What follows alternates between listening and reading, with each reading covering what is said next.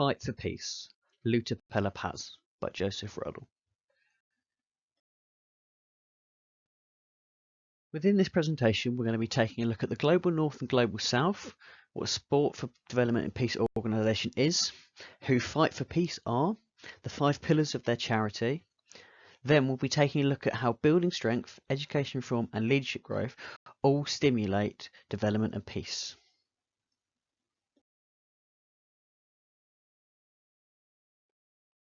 The main differences between the Global North and the Global South are economic development and industrialisation.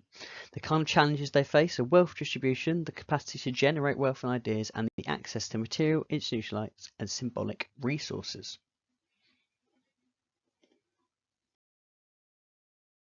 Here, the Global North in blue are the developed economies, and the Global South are defined as the developing economies. South Africa is a developed economy. Successful sport for development and peace programs work to realise the rights of all members of society to participate in sport and leisure activities. Effective programs intentionally give priority to development objectives and are carefully designed to be inclusive. They ensure they provide benefits to communities and developing countries. So who are Fight for Peace? They believe that any young person to thrive, they need access to opportunities, support and a safe environment. In the communities where they work, young people often lack access to these basic rights, and this can act as a barrier to their development. High levels of violence in these communities disproportionately affect young people and further exacerbates this problem. They are a plus sport organisation, meaning their focus is on non-sporting outcomes but use sport as a developer for these outcomes. So where are they based?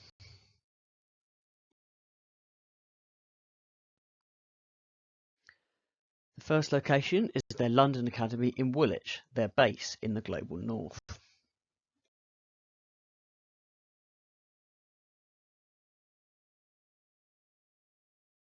Their second academy is in Rio, their representation in the Global South.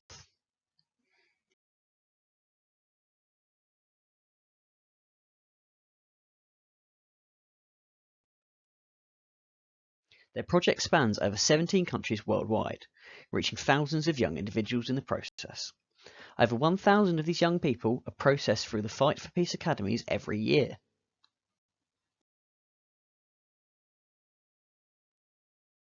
Here is a handy link to the Fight for Peace website for more information.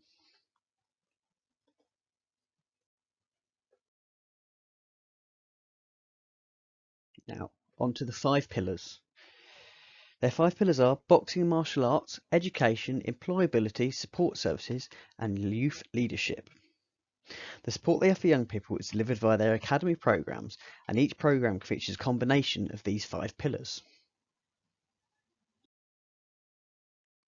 Through a sport like boxing, the students at the academies are able to learn how to show each other respect.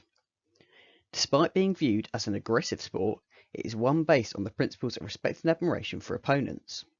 The work of Anderson, 2021, speaks to this and reflects how physical sport builds up an individual's selfhood, thus making them a better member of society.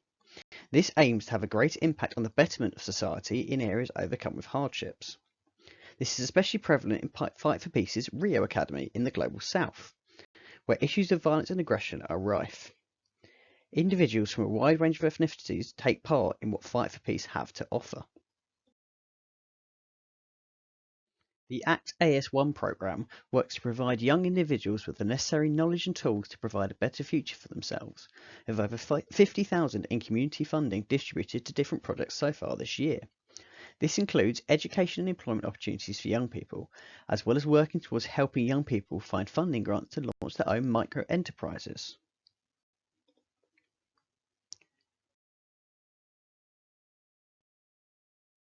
We cannot achieve lasting peace without education. Education contributes to the psychosocial and cognitive development of communities. It allows communities to learn skills such as meditation and changes people's behaviours for the better.